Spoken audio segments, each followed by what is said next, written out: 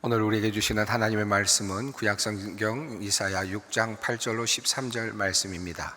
이사야 6장 8절로 13절까지 말씀입니다. 이 계시의 말씀을 봉독할 때 다 함께 살아계신 하나님의 음성을 들으실 수 있기를 바랍니다. 내가 또 주의 목소리를 들으니 주께서 이르시되 내가 누구를 보내면 누가 우리를 위하여 갈꼬 하시니 그때 내가 이르되 내가 여기에 있나이다 나를 보내소서 하였더니 여호와께서 이르시되 가서 이 백성에게 이르기를 너희가 듣기는 들어도 깨닫지 못할 것이요 보기는 보아도 알지 못하리라 하여 이 백성의 마음을 둔하게 하며 그들의 귀가 막히고 그들의 눈이 감기게 하라. 염려하건대 그들이 눈으로 보고 귀로 듣고 마음으로 깨닫고 다시 돌아와 고침을 받을까 하노라 하시기로 내가 이르되 주여 어느 때까지니까 하였더니 주께서 대답하시되 성읍들은 황폐하여 주민이 없으며 가옥들에는 사람이 없고 이 토지는 황폐하게 되며 여호와께서 사람들을 멀리 옮기셔서 이 땅 가운데 황폐한 곳이 많을 때까지니라. 그 중에 10분의 1이 아직 남아있을지라도 이것도 황폐하게 될 것이나 밤나무와 상수리 나무가 배임을 당하여도 그 그루터기는 남아있는 것 같이 거룩한 씨가 이 땅의 그루터기니라 하시더라. 아멘. 오늘의 본문은 하나님께서 이사야를 선지자로 부르시는 장면과 그리고 그가 전해야 할 고통스러운 메시지를 담고 있습니다. 이사야는 하나님께서 내가 누구를 보내면 누가 우리를 위하여 갈꼬 라는 말씀을 하시는 그 음성을 듣고 내가 여기에 있나이다 나를 보내소서 라고 말하며 하나님의 부르심에 응답합니다. 하지만 그가 받아든 소명은 안타깝게도 이스라엘 백성들, 남유다의 백성들을 향한 하나님 심판의 메시지를 전하는 것이었습니다. 우선 이사야는 하나님께서 백성의 마음을 둔하게 하며 또 깨닫지 못하게 하실 것이다 라고 하는 하나님의 계획을 듣습니다.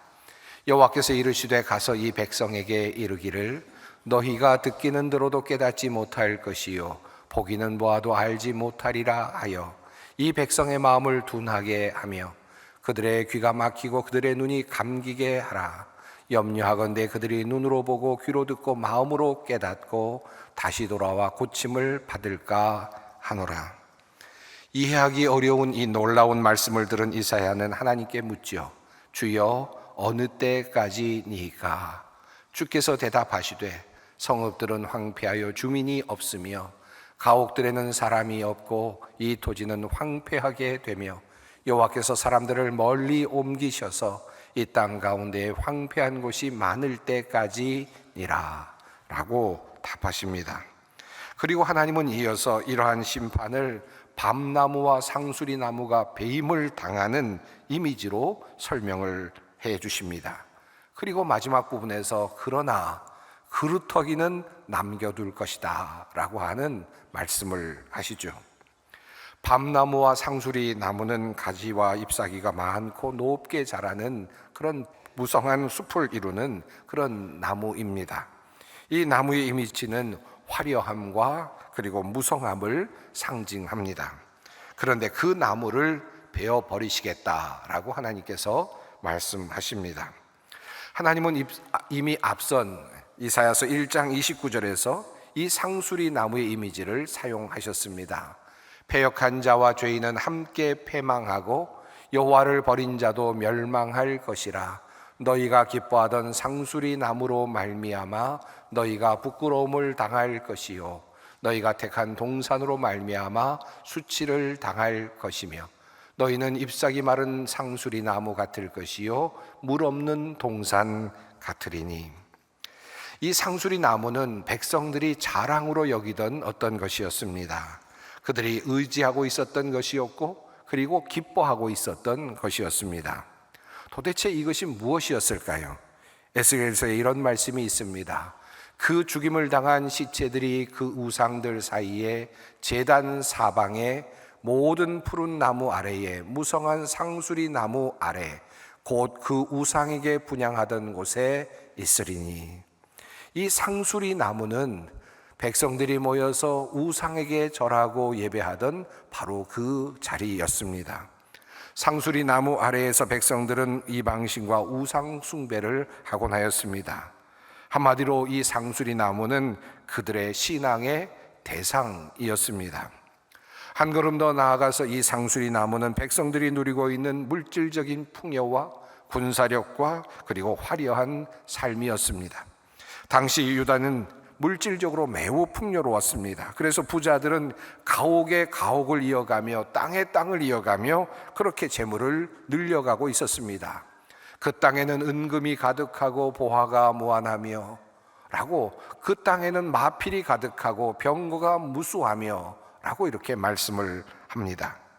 그리고 당시 여인들은 귀고리와 코고리 그리고 머리 망사와 심지어 발목고리까지 그리고 세마포 옷과 머리 수건과 너울까지 사용하며 화려한 생활을 하고 있었습니다. 이사야서 3장은 그 내용을 자세하게 우리에게 알려주고 있습니다. 한마디로 이 상수리 나무는 백성들이 의지하고 좋아하며 또 자랑으로 여기며 살아가고 있는 모든 것들이었다라고 말할 수 있겠습니다. 그런데 하나님께서는 바로 이 상수리 나무를 베어 버리시겠다라고 말씀하십니다. 이것이 바로 이사야가 하나님께로부터 받은 하나님 심판의 메시지였습니다. 자, 여기까지 우리가 상수리 나무의 의미를 정리하였으니, 자, 이제 그렇다면 이 본문 속에서 잘 이해가 되지 않는 한 부분을 짚어보려고 합니다. 하나님은 이사야에게 하나님의 심판이 확정되었음을 알려주셨습니다. 그들은 황폐하게 될 것이고 너희가 기뻐하던 밤나무와 상수리 나무는 배임을 당할 것이다 라고 그렇게 말씀을 하셨죠. 그런데 그 전에 하나님께서 이사야 선지자에게 하신 말씀이 잘 이해가 되지 않습니다. 하나님은 이 백성이 들어도 깨닫지 못하게 하시고 보아도 알지 못하게 하시겠다라고 말씀하십니다. 심지어 하나님께서는 염려하건대 그들이 눈으로 보고 귀로 듣고 마음으로 깨닫고 다시 돌아와 고침을 받을까 하노라 라고까지 말씀을 하십니다. 하나님께서 유다의 백성들이 돌아와서 고침을 받을까 하는 것을 염려하신다 라고까지 이렇게 말씀을 하시는 겁니다. 하나님께서 이 말씀을 하시는 이유가 무엇일까요? 하나님의 심판이 그만큼 확실하다라고 하는 그런 말씀일 수 있겠죠. 그런데 한 가지 더 궁금해지는 부분이 있습니다. 이사야에게 바로 이 말씀을 백성들에게 전하라는 것입니다. 이 백성에게 이르기를 너희는 듣기는 들어도 깨닫지 못할 것이요 라고 말을 하라라는 것입니다. 들어도 깨닫지 못하게 하시는 것이 하나님의 뜻일진데 가서 전하라고 하는 그 말씀은 도대체 무슨 뜻일까요? 도대체 하나님께서 이사야에게 시키시는 이 일은 어떤 의미가 있다는 말일까요? 저는 이 말씀을 오랫동안 묵상하면서 그리고 한 가지 놀라운 사실을 알게 되었습니다. 바로 이 말씀은 확정된 하나님의 심판을 전하는 것이 아니라 깨닫고 돌아오라는 하나님의 초청이라는 사실을 말입니다. 하나님은 분명히 백성이 깨닫지 못하게 할 것이다 라고 말씀하셨습니다. 그때 이사야가 묻지요. 주여 어느 때까지니까? 이 질문 속에 매우 중요한 힌트가 들어 있습니다. 그때 하나님께서 말씀하십니다. 성읍이 황폐하여지고 가옥들에는 사람이 없고 밤나무와 상수리 나무가 배임을 당할 때까지 라고 그렇게 말씀하십니다. 이 말씀을 자세히 깊이 묵상을 하면 이 말씀은 뒤집어서 읽어야 된다는 것을 알게 됩니다. 이 말씀은 이렇게 해석할 수 있습니다. 너희 성읍이 황폐하여지고 가옥에 사람이 없어지고 너희가 기뻐하던 상수리 나무와 밤나무가 배임을 당하게 되면 그때에서는 마치 마법이 풀리듯이 너희들이 깨닫지 못하던 것들이 깨달아지게 될 것이다. 알지 못하던 것들이 알게 되는 그런 일이 일어나게 될 것이다 라는 말씀입니다. 그러니까 이 말씀은 그때에서라도 너희는 꼭 깨달아야 된다. 그때에서라도 꼭 깨달으라 라고 하는 그런 말씀입니다. 그 기회마저 놓쳐서는 안 된다 라고 하는 하나님의 초청입니다. 사실 우리의 삶을 돌아보면 그렇습니다. 재난이 우리에게 닥치기 전에 미리 하나님의 말씀을 듣고 깨달아 방향을 바꾸며 살아갈 수 있으면 얼마나 좋겠습니까? 그런데 날마다 하나님의 말씀을 상고하며 죄인의 길로 들어서지 않고 악에 치우치지 않으며 하나님을 기쁘시게 하는 삶을 살 수 있으면 얼마나 좋겠습니까? 그런데 우리의 삶은 정작 그렇지 못합니다. 평안할 때, 아무런 문제가 없을 때 하나님의 말씀을 깊이 묵상하며 하나님의 손을 붙잡고 살아가는 사람들이 많지 않습니다. 그때 우리는 하나님의 말씀을 듣기는 들어도 그 말씀이 깨달아지지 못합니다. 보기는 보아도 그 말씀의 의미를 알아차리지 못합니다. 그저 다른 사람에게 하시는 말씀처럼 들리고, 그리고 마음이 둔하게 되어서 나에게 주시는 경고의 말씀으로, 나에게 주시는 주옥 같은 말씀으로 들리지 않습니다. 이것이 바로 우리의 일상입니다. 그러니 하나님께서 이사야에게 명령하신 보기는 보아도 알지 못하게 하라는 이 말씀은 하나님께서 특별하게 이스라엘 백성들, 남유다의 백성들에게 내리신 형벌이 아니라 사실은 이미 우리 모든 백성들이 가지고 있는 백성의 속성이며 우리의 일반적인 모습인 것입니다. 우리는 평상의 시간에, 일상의 시간에 주님의 말씀을 보아도 알지 못하고 주님의 말씀을 들어도 깨닫지 못합니다. 언제까지요? 어느 때까지요? 우리의 상수리 나무가 모두 배임을 당할 때까지입니다. 인생을 살아가면서 이런 경험을 할 때가 많습니다. 인생이라는 숲을 가꾸다 보면 뜻하지 않은 도끼질을 만날 때가 있습니다. 평화롭던 나의 숲이 일순간에 황폐해지고 내가 공들여 키운 나무, 내가 기뻐하던 그 상수리 나무가 힘없이 쓰러지는 경험을 하게 됩니다. 건강을 잃거나 또는 사랑하는 사람을 떠나보내거나 일터에서 위기를 맞이하거나 큰 재난을 만나거나 사고를 당하거나 장애를 경험하게 되거나 사업의 실패를 경험합니다. 우리는 상수리 나무에 쓰러짐을 때로 경험합니다. 그때에서야 우리는 진정 우리의 현실을 봅니다. 그때에서야 나를 향한 하나님의 뜻이 보이기 시작합니다. 그리고 하나님의 마음이 깨달아지기 시작합니다. 말씀이 들어옵니다. 주님의 음성이 들리기 시작합니다.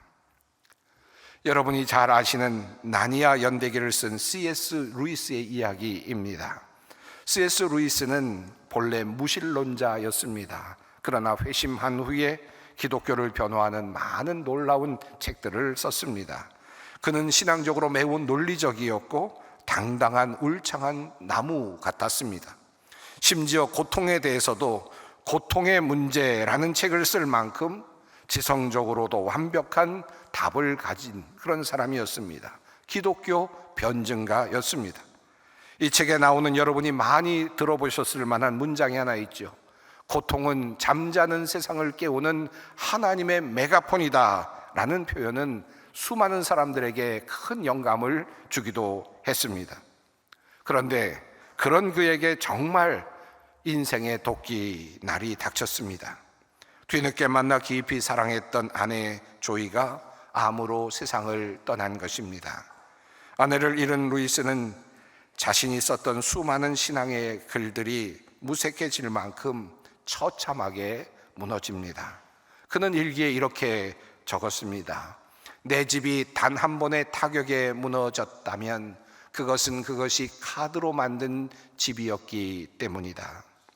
결국 그에게 고통이 찾아왔을 때 그가 쌓아 올렸던 신앙은 카드로 만들었던 집처럼 그렇게 모두 무너져 내리고 말았습니다. 이 일기는 후에 헤아려 본 슬픔이라는 책으로 출판이 됩니다. 처음에는 이 책이 다른 필명으로 쓰여진 것으로 출판이 되었습니다. 클럭이라고 하는 이름으로 출판이 됩니다. 그만큼 자신의 신앙적 회의가 너무나도 적나라했기 때문이었습니다. 하지만 사후에 그의 책임이 밝혀졌습니다. 그는 그 일기에서 하나님을 향해 당신은 어디에 계십니까? 라고 그렇게 절규하죠. 그리고 하나님이 사랑의 하나님이 아니라 잔인한 우주의 가학자라고까지 그렇게 하나님을 향하여 비판을 하기도 했습니다. 그야말로 잎사귀와 가지가 모두 잘려나가는 비참한 그런 그루터기만 남은 상태였습니다. 하지만 그 절망의 밑동에서 변화가 시작이 됩니다. 루이스는 깨닫습니다. 자신이 그동안 믿어왔던 것은 하나님이 아니라, 진정 하나님이 아니라 내가 상상하고 만들어낸 하나님에 대한 이미지였다는 사실을 깨닫습니다. 그의 화려했던 가지였던 지성적인 논리, 그리고 명성이 잘려나가고 나서야 그는 비로소 장식 없는 하나님, 즉 있는 그대로의 하나님, 진짜 하나님을 대면하게 됩니다. 그리고 그 안에서 신앙이 깊어져 갑니다. 그는 고통에 대해서 책을 쓸 정도로 고통에 대한 탁월한 식견을 가지고 있었지만, 정작 자기 자신이 고난을 겪고 나서야 진정 하나님을 만납니다. 그리고 하나님을 대면합니다. 자, 이제 이 질문을 던져봅니다. 그렇다면 우리의 상수리 나무가 잘려나가는 것은 하나님의 심판입니까? 저주일까요? 물론 표면적으로는 그렇게 보입니다. 하지만 하나님께서 나무의 비유를 들어서 이 말씀을 하신 데에는 또 다른 이유가 분명 있습니다. 우리는 원예를 하는 분들로부터 지혜를 얻을 수 있습니다. 나무를 키우는 사람들은 때로 나무를 자르거나 가지를 치는 일을 합니다. 이를 원예학에서는 전정이라고 그렇게 부릅니다. 이것은 단순히 나무를 자르는 행위가 아니라 생존의 에너지를 재분배하여 나무의 수명을 늘리고 결실을 극대화하려는 고도의 전략이라고 할 수 있습니다. 나무의 가지가 너무 무성하면 뿌리에서 흡수한 양분이 모든 잎사귀와 잔가지로 흩어지게 됩니다. 이를 정단우성의 분산이라고 말하는데, 겉은 화려해 보이지만 정작 중요한 열매를 맺거나 줄기를 굵게 만드는데 쓸 에너지가 부족하게 된다는 것입니다. 하지만 가지를 치면 그 지점으로 가려고 했던 양분이 즉시 멈추고 남아있는 핵심 줄기와 그리고 뿌리 근처에 잠재하로 집중되게 된다는 것입니다. 이것은 단순히 양분의 집중에 관련이 되어 있습니다만, 종자가 좋지 못할 때 나무를 완전히 베고 새순을 붙여 새로운 종자를 만들기도 하죠. 이사야서에는 포도원의 노래가 나옵니다. 한 농부가 극상품 포도나무를 심었습니다. 그런데 그만 그 나무가 들포도를 맺혔다라고 말하죠. 이 한탄의 노래입니다. 만약에 이렇게 포도나무가 좋지 않을 때에는, 좋지 않은 열매를 내게 될 때에는 어떻게 해야 되겠습니까? 그 모든 나무 줄기를 모두 베어내고 이제 새 나무를, 새 가지를 접붙이거나 아니면 다시 새순이 돋아서 다시 좋은 열매를 내기를 기대해야 할 것입니다. 그러므로 하나님께서 모든 나무를 베어내시는 것은 언뜻 보기에는 심판이요 절망적인 사건인 것처럼 보이지만, 이것은 새로운 가능성을 열고자 하시는 하나님의 마지막 선택이라는 사실을 기억할 필요가 있습니다. 하나님께서는 우리가 사랑하고 자랑하며 기뻐하는, 그러나 결국은 들포도를 내는 그 나무를 베어버리시고 새로운 가능성을 열고자 하십니다. 이것이 바로 하나님께서 우리의 사랑하는 상수리 나무를 베어내시는 이유입니다. 이 일은 결코 견디기 쉬운 일이 아닙니다. 그저 나무의 입장에서 본데도 더욱 그러합니다. 구루터기만 남기는 일은 그 나무에게도 너무나도 처절한 일이 될 것입니다. C.S. 루이스는 자신의 책에서 이러한 하나님의 가지치기를 통해 남겨진 이 구루터기에 관해 이야기를 합니다. 자신의 사랑하는 사람을 잃고 하나님께서 남겨두신 그 구루터기를 설명하면서, 그것은 나의 두 팔과 다리가 잘려나가는 것과 같은 고통이다 라고 그렇게 말하였습니다. 그저 쉽게 보기 좋게 가지치기를 하는 것이 아닙니다. 우리의 인생에 하나님의 가지치기가 들어올 때는 우리는 절규하지요. 우리는 울 수밖에 없습니다. 고통스러워할 수밖에 없습니다. 그것이 바로 하나님의 가지치기입니다. 그런데도 하나님은 좋은 열매를 얻고자 우리의 가지를 치시고 심지어 우리의 나무 밑동까지도 도끼로 내리치십니다. 암이 번져갈 때 아낌없이 신체 일부를 도려내야 하듯이 우리를 살리시기 위해서 하나님은 때로 우리의 모든 것을 가져가십니다. 우리가 기뻐하고 그리고 사랑하는 상수리 나무를 자르시고 베어내십니다. 자, 그럴 때 우리는 어떻게 해야 할까요? 하나님께서 그루터기를 남겨두신다는 것은 어떤 의미일까요? 그루터기는 그저 나무에 남겨져 있는 어떤 한 부분이 아닙니다. 나무가 잘려나가고 수많은 그루터기가 남겠죠. 하지만 그 모든 그루터기가 다 생존하고 살아가는 것은 아닙니다. 모든 그루터기에서 싹이 올라오는 것도 아닙니다. 결국 죽어서 잘려나가서 죽는 나무들이 허다합니다. 그러나 그렇게 잘려나가고 남은 그 그루터기에서 생명의 싹이 솟아 올라오는 경우가 있습니다. 그 경우는 어떤 경우이겠습니까? 바로 뿌리가 살아있을 때입니다. 뿌리가 건강하게 남아있을 때입니다. 그리고 그 뿌리 안에 생명의 씨가 남겨져 있을 때입니다. 뿌리가 살아있으면 도리어 나무가 잘려나갈 때 강력하게 양분을 끌어올리게 됩니다. 도리어 열심을 내게 됩니다.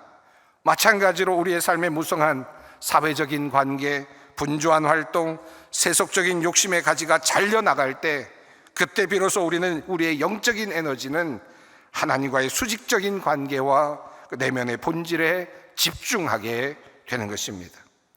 나무의 생명을 공급하는 땅에 뿌리가 깊이 내려가게 되며 양분을 빨아올리고 그리고 생명을 이어가게 되는 것입니다. 이 뿌리가 무엇이겠습니까? 우리의 영성, 하나님과 맞닿아 있는 우리의 감각, 바로 우리의 신앙이 아니겠습니까? 우리의 기도, 우리의 말씀, 찬송, 우리의 감사가 아니겠습니까? 하나님의 말씀을 알고 깨닫고 보고 알아갑니다. 하나님을 찬송하며 기도하며 하나님의 마음을 배워갑니다. 이것이 바로 뿌리가 내려가는 것입니다. 밑둥이 쳐지고 나무의 가지가 잘라지고 모든 것이 사라질 때 그때서야 뿌리는 왕성하게 활동합니다. 그리고 하나님을 알아갑니다. 말씀을 배워갑니다. 그루터기 신앙이란 그러므로 그냥 남겨져 있는 어떤 부분이 아닙니다. 뿌리가 살아있어야 합니다. 살아나는 그루터기는 뿌리가 건강해야 합니다. 그루터기의 마지막 희망은 그러므로 뿌리를 깊이 내리는 데 있습니다. 하지만 이 표현을 조금 다르게 표현할 필요가 있습니다. 실은 뿌리가 땅을 파고 들어가는 것이 아닙니다. 땅이 뿌리를 붙잡아 주는 것입니다. 이 땅은 하나님의 신실하심으로 다시 바꾸어 말할 수 있습니다. 나무가 베어져서 아무 힘이 없을 때 땅은 그루터기를 밀어내지 않고 오히려 땅은 더 단단히 그것을 움켜쥡니다. 그리고 그 뿌리에 양분을 공급하기 시작합니다. 혹시나 그루터기만 남은 분들이 있을까요? 주님을 붙잡고 집중하여 뿌리를 내리십시다. 하지만 이것을 기억해야 합니다. 뿌리가 땅을 붙들고 있는 것이 아닙니다. 땅이 뿌리를 꽉 잡아주고 있는 것입니다. 하나님께서 우리를 단단히 붙잡아주고 있는 것입니다. 그 안에서 우리가 뿌리를 내려가는 것입니다. 한 가지 덧붙여야 할 것이 있습니다. 그루터기는 기다림의 상징이기도 합니다. 그루터기에서 새순이 돋기까지는 겉으로는 아무 일도 일어나지 않는 것 같은 그런 침묵의 시간이 필요합니다. 죽었나? 아무 일도 없는 일들이 계속해서 지나가야 합니다. 고난 중에 있는 성도 여러분, 아무런 변화가 없는 것처럼 느껴질 때 그럼에도 불구하고 신실하신 하나님께서 우리와 우리의 영혼의 생명의 양식을 공급하여 주고 계신다는 사실을 기억하시기 바랍니다. 말씀을 통하여 기도의 자리에서 주님은 우리의 마음을 만져주고 계시고 우리의 영혼의 생명력을 불어넣어 주십니다. 어느 순간에 싹이 날 것입니다. 어느 순간에 생명이 나타날 것입니다. 그렇다면 하나님께서 다시 새롭게 나게 하실 이 싹은 무엇입니까? 이사야서 11장은 이 싹에 대해서 말합니다. 이새의 줄기에서 한 싹이 나며 그 뿌리에서 한 가지가 나서 결실할 것이요 그의 위에 여호와의 영 곧 지혜와 총명의 영이요 모략과 재능의 영이요 지식과 여호와를 경외하는 영이 강림하시리니 바로 우리의 주님이신 예수 그리스도 그 생명나무가 싹이 나고 우리 안에 자라나는 것입니다. 나의 옛 자아가 아니라 바로 주님께서 참된 포도나무로 우리에게 오시는 것입니다. 그러므로 고난을 겪고 상수리 나무가 배임을 당하는 고통의 마지막은 우리 안에 예수 그리스도와의 연합입니다. 여호와의 영, 여호와를 경외함으로 즐거움을 삼으며 공의로 허리띠를 삼으며 성실로 그의 몸에 띠를 삼으신 주님께서 이제 우리와 함께 하시고 그리고 그 포도나무를 이어가십니다. 그리고 우리는 그 나무의 가지가 되어 자라나게 되는 것입니다. 그리고 그 맺는 열매는 주님과 함께 맺는 극상품의 포도 열매가 될 것입니다. 이것이 바로 그루터기의 신앙입니다. 나무의 배임은 멸망 같으나 살리는 것이며 우리의 고난과 재난과 절망스러운 현실은 도리어 우리를 더욱 믿음의 뿌리를 내리게 하며 그리스도가 우리 안에 계시게 하는 역사로 이어지는 것입니다. 이것이 바로 신앙의 신비이고 그루터기 신앙이 우리에게 주는 유익입니다. 사랑하는 성도 여러분, 고난의 자리, 이 절망의 자리에 있을 때 이것이 하나님의 경고이며 우리를 살리시려는 마지막 하나님의 가지치기라는 사실을 깨닫고 믿음의 뿌리를 더욱 깊이 내리는 지혜로운 성도님들이 되시기를 바랍니다. 이것이 바로 부활의 믿음이며 그루터기의 신앙이며 우리가 고난과 절망적인 현실 속에서 반드시 가져야 할 태도입니다. 함께 기도하겠습니다. 사랑의 하나님, 인생의 무성한 잎사귀에 가려 주님을 보지 못했던 우리를 긍휼히 여겨 주시옵소서. 때로 우리 삶의 상수리 나무가 베어지는 고통을 겪지만 이것이 우리를 죽이려는 심판이 아니라 생명을 살리려는 하나님의 거룩한 전정임을 믿습니다. 모든 것이 잘려나간 것 같은 황폐함 속에서도 우리의 뿌리를 단단히 움켜쥐고 계신 하나님의 신실하심을 보게 하여 주시옵소서. 이제 세상이 아닌 주님께 믿음의 뿌리를 깊이 내리게 하시고 우리의 삶의 그루터기 위에서 예수 그리스도라는 소망의 새순이 돋아나게 하여 주시옵소서. 고난을 넘어 부활의 열매를 맺게 하실 주님을 신뢰하오며 우리 주 예수 그리스도의 이름으로 기도드리옵나이다. 아멘.